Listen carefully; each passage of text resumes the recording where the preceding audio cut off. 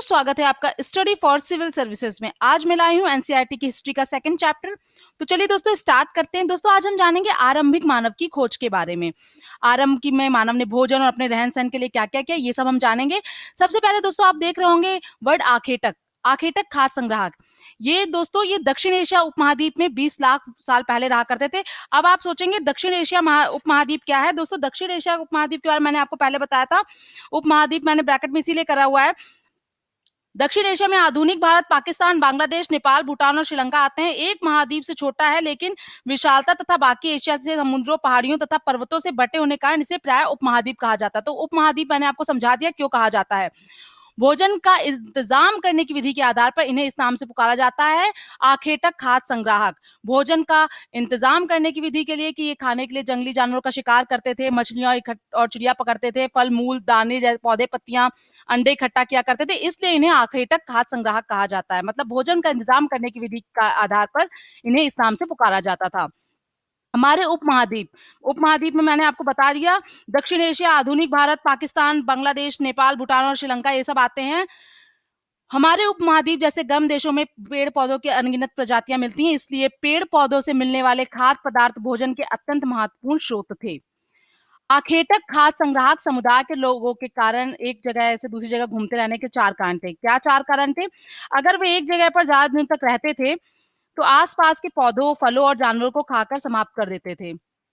तो ये इसलिए और भोजन की तलाश में उन्हें एक जगह से दूसरी जगह जाना पड़ता था। जानवरों के शिकार करने के लिए जाया करते थे दोस्तों ये।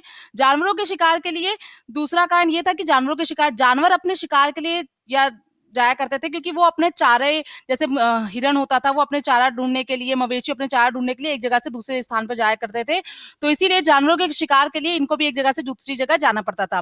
पेड़ों और पौधों में तीसरा कारण है, पेड़ों और पौधों में फल-फूल अलग-अलग मौसम में आते हैं।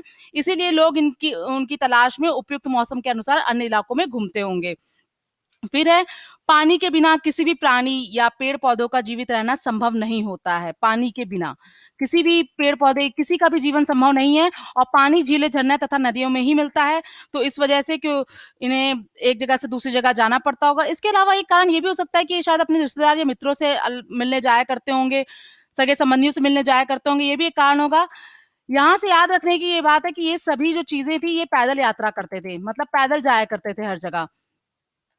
इन्होंने काम के लिए दोस्तों पत्थरों, लकड़ियों और हड्डियों को काम में लाए और उनको औजार बनाए, जिनमें से पत्थरों के औजार बचे हैं।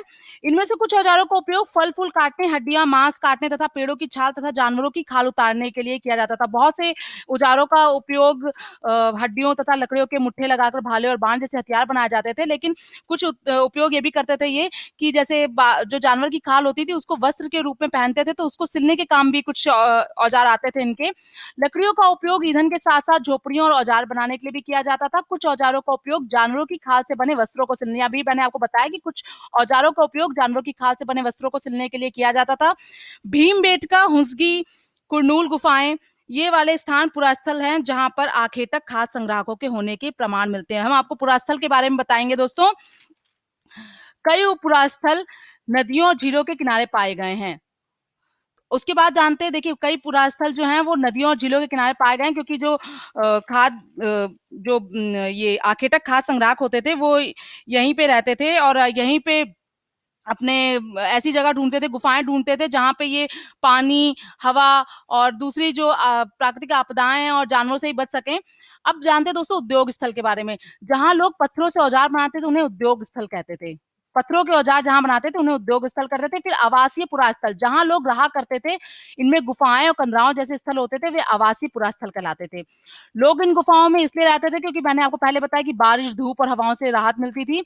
ऐसी गुफाएँ प्राकृतिक विंध्य और दक्कन के पर्वतीय इलाकों में मिलती थी। दोस्तों ऐसी गुफाएँ याद रखिएगा, जो प्राकृतिक गुफाएँ हैं ये विंध्य और दक्कन के पर्वतीय इलाकों में मिलती हैं। पुरास्थल देखिए मैंने अभी आपको बताया था कि पुरास्थल के बारे में बताएँगे।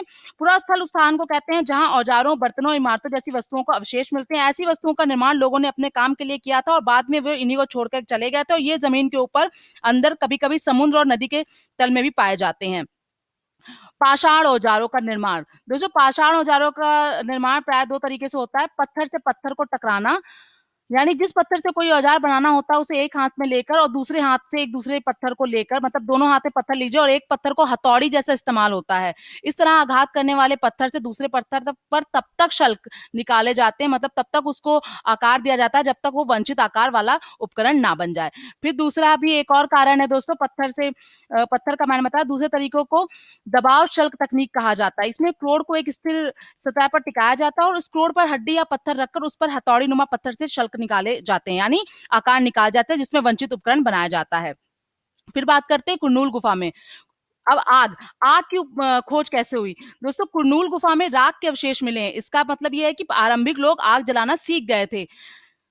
आग का प्रयोग प्रकाश के लिए करते होंगे वो लोग, मांस पकाने के लिए करते होंगे, खतरनाक जानवरों को दूर भगाने के लिए करते होंगे। तो ये आग का प्रयोग करते होंगे। आग की खोज हमने बता दी कि कुरनूल गुफा में राख के अवशेष मिले। इसका मतलब ये है कि आरंभिक लोग आग जलाना सीख गए होंगे और आग का उपयोग वो प्रकाश के लिए, मांस पकाने के लिए और खतरनाक जानवरों को दूर भगाने के लिए करते होंगे। लगभग 12,000 साल पहले दुनिया की जलवायु में बड़े बदलाव आए होंगे और गर्मी बढ़ने लगी। इसके परिणाम स्वरूप कुछ क्षेत्र ऐसे होंगे जहां मैदान बनने लगे होंगे। इससे हिरण, बारहसिंगा और भेड़, बकरी, गाय जैसे जो जानवर होंगे उनकी संख्या बड़ी होगी और घास खाकर वो जिंदा रहते होंगे। इसी काल में मछली का भी प्रयोग जो होता भोजन के रूप में एक महत्वपूर्ण स्रोत बन गया था।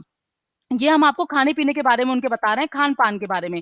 इस दौरान उपमहाद्वीप के जो भिन्न-भिन्न इलाकों में गेहूँ, जौ और धान जैसे अनाज प्राकृतिक रूप से उगने लगे थे। शायद वहाँ के महिलाएँ और पुरुष और बच्चों ने इन अनाजों को भोजन के लिए बटोरना शुरू कर दिया था और उपजाना भी स्टार्ट कर दिया गया था। तो ये था वहाँ के खान-पान का एक छोटा-सा वो। फिर पुरातत्वविद, दोस्तों मैंने पुरातत्वविद के बारे में आपको बताया था जो कि पत्थर और ईंट से बनी इमारतों का, अवशेषों का, चित्रों तथा मूर्तियों का अध्ययन करते थे, उन्हें पुरातत्वविद कहते हैं। इन पुरातत्वविदों ने इन काल को बड़े-बड़े नाम रखे हुए हैं। आरंभिक काल को पुरापाषाण काल कहते हैं। यह 2 शब्दों पुरा यानी पूरा माने प्राचीन और पाषाण यानी पाषाण माने पत्थर। तो पुरापाषाण माने पत्थर। पुरा प्राचीन और पाषाण यानी पत्थर से बना। यह नाम पुरास्थलों से प्राप्त पत्थर के औजारों के महत्व बताते हैं। यह काल 20 लाख साल पहले से 12,000 साल पहले के दौरान माना जाता है। तो ये हमने आपको दोस्तों बता रहे थे हम कि ये काल क्या माना जाता है। अब पुरापाषाण काल को 3 भागों में विभाजित किया गया है दोस्तों, आरंभिक पुरापाषाण काल, मध्य पुरापाषाण काल और उत्तर पुरापाषाण काल। जो आरंभिक पुरापाषाण काल है उसमें हमने आपको बताया कि आरंभिक मानव आग जलाना सीख गया था। मानव इतिहास की जो 99% कहानी इसी काल के दौरान घटित हुई है। फिर मध्य में इसे मेसोलिथ यानी मध्य पाषाण युग कहते हैं। इसे मध्य पाषाण युग कहते हैं। इसका समय लगभग 12,000 साल पहले से लेकर 10,000 साल पहले तक माना गया है और इस काल के पाषाण औजार आमतौर पर बहुत छोटे होते थे। याद रखिएगा, इसका समय लगभग 12,000 साल पहले से लेकर 10,000 साल पहले तक माना गया है और इसके जो काल के पाषाण औजार थे वो आमतौर पर बहुत छोटे होते थे। मध्य पाषाण इसको मेसोलिथ भी कहते हैं। फिर लघु पाषाण युग, इसे माइक्रोलिथ यानी लघु पाषाण युग कहते हैं। प्राय इन औजारों में हड्डियों या लकड़ियों के मुट्ठे लगे हसिया और आरी जैसे औजार मिलते हैं। साथ ही साथ पूरा पाषाण युग के औजार भी इसी दौरान बनाए जाते थे। तो ये याद रखिएगा, इसे माइक्रोलिथ कहते हैं और ये जो लघु पाषाण युग है, प्राय इन औजारों में हड्डियों तथा लकड़ियों का मुट्ठे, हसिया और आरी जैसे औजार मिलते थे। कुछ महत्वपूर्ण तिथियां हैं मध्य पाषाण युग की, 12,000 से 10,000 साल पहले। नव पाषाण युग का आरंभ 10,000 साल पहले हुआ था। फिर पूरा पाषाण युग के दौरान शुतुरमुर्ग होते थे। भारत में शुतुरमुर्ग, महाराष्ट्र के पटने पुरास्थल से शुतुरमुर्ग के अंडों के अवशेष मिले हैं। दोस्तों बहुत इंपॉर्टेंट एक हम टर्म छोड़ रहे थे, शैल चित्रकला। जिन गुफाओं में लोग रहते थे उनमें वे कुछ भी चित्रकारी करा करते थे। इनमें जंगली जानवरों का बड़ी कुशलता से संजीव चित्रण किया करते थे। इनमें कुछ उदाहरण है मध्य प्रदेश और दक्षिणी उत्तर प्रदेश की गुफाएं। दोस्तों अगर आप ऐसे ही कई सारे वीडियो चाहते हैं कि ऐसे ही और एनसीईआरटी के वीडियोस मिले तो हमें आप बताइए। और दोस्तों अगर आप विपिन चंद्रा की मॉडर्न हिस्ट्री की समरी चाहिए तो हिंदी मीडियम में, लेकिन आप ये बता दीजिए कि आपको एनसीईआरटी पहले चाहिए, एनसीईआरटी पहले कंप्लीट कराएं कि विपिन चंद्रा की समरी आपको पहले चाहिए। अगर आप ये हमें बता देते हैं तो हम जल्द से जल्द आपको और वीडियो प्रोवाइड करेंगे। Okay, bye bye.